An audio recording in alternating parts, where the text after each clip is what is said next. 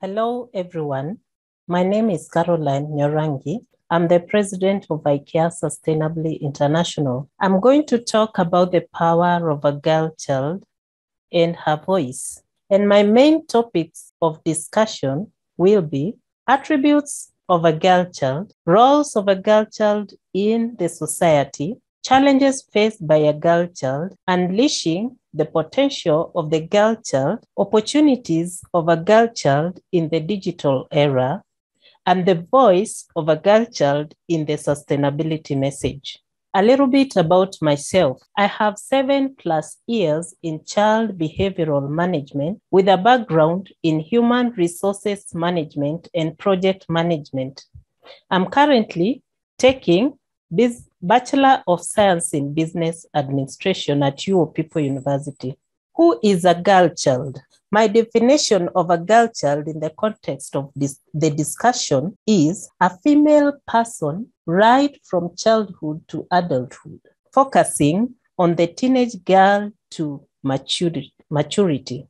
Kathy Calvin, the president of the United Nations Foundation, said these words: "Girls are the most powerful force for change in the world. When their rights are recognized, their needs met, and their voices heard, they drive positive change in their families, their communities, and the world." What are the attributes of a girl child? A girl child is a force to be reckoned with. She is powerful and strong, despite the fact that she is seen as a weakling. She is a formidable opponent. A woman is able to change any situation to her advantage. She is super bright and understands when to fight and when not to fight. And it's this need to change the people they love that makes them vulnerable to abuse and violence. A woman has dreams and skills that, if used, would radically change the unequal world and challenges she faces. A woman will always dream big. They will always want to improve their circumstances and will never settle for less. A woman is a go-getter. She will always, once she makes up her mind on something, she will always go for it. A woman is foresighted, bright, and natural leader. She makes things happen when she sets her mind to do them. Once she finds her voice, she won't be hushed. She won't take no for an answer. If she's given an equal chance in circumstances where she must compete with her male counterpart for a position, she will undoubtedly win. A woman sees ahead. While the male lives in the present, a woman lives in the future.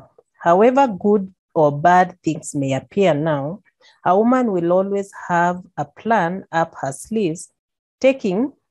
I'm talking this out of experience. What are the roles of a girl child in the society? A girl child who is a woman in maturity plays multiple roles in the society.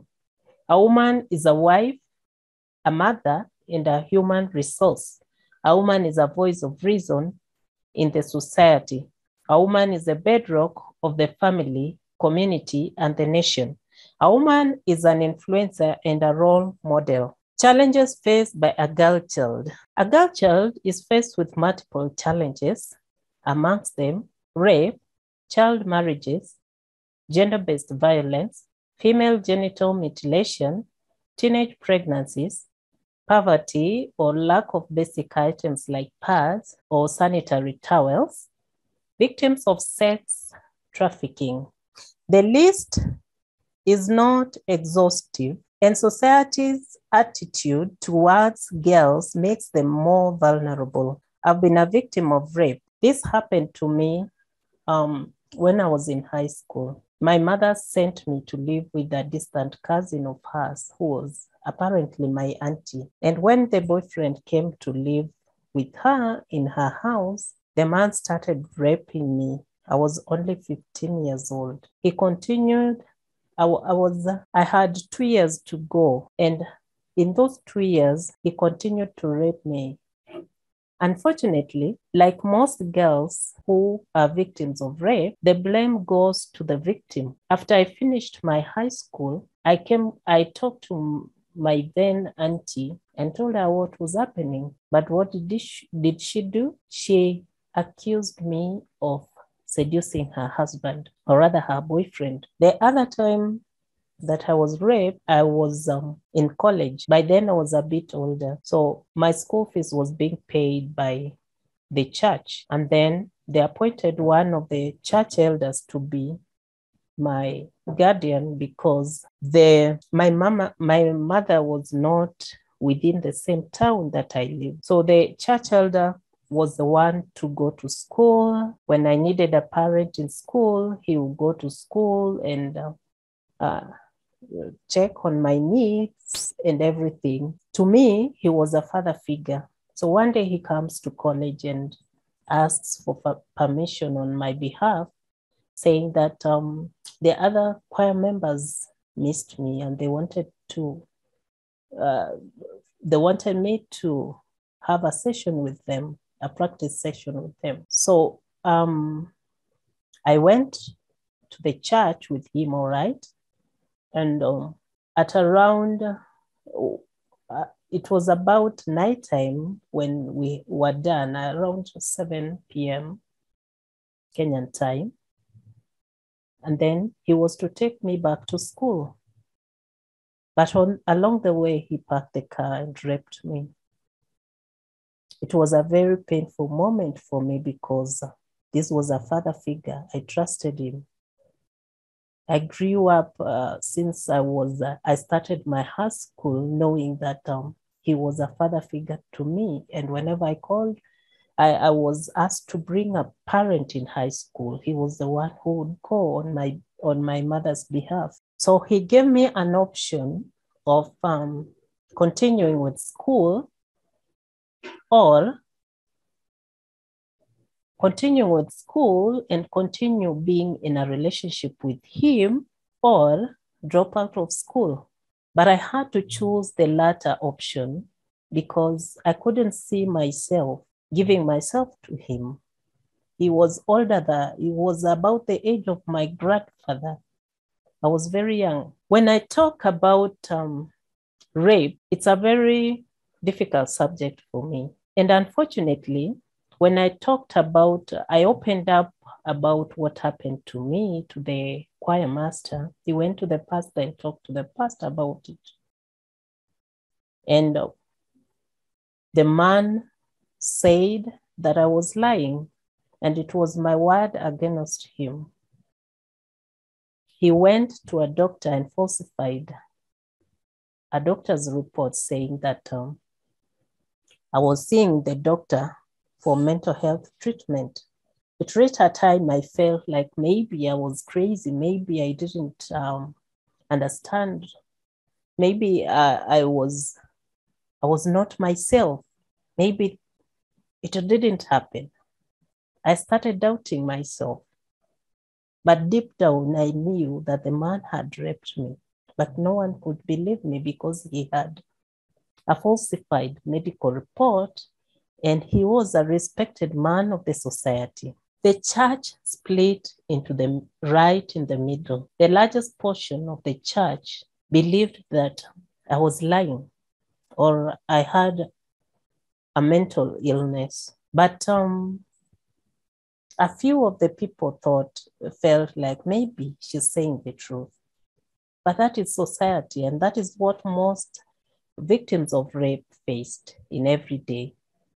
The society will always blame the victim. When I talk of female genital mutilation, I am a victim of female genital mutilation. I have gone through that. I was 8 years old when I was subjected to that, I was subjected to the cut. The society made you feel like you are not a human being if you are not, you don't go through the female genital mutilation. And of course, you're a child, you have no choice. Everyone in the community is doing it. And every girl your age is going through the same thing. And that was it. It messed me up. It messed my sexual life, my everything, my emotional life. It was very difficult for me for many years. Now, according to RAIN, the National Rape, Abuse and Incest National Network, 30% of girls throughout the world have their first sexual encounters forced upon them, and the offenders are often their family members and friends or people closest to them. 1 out of every 9 girls and 1 out of every 53 male children under the age of 18 are sexually abused or assaulted by an adult. The females account for 382% of all victims under the age of 18.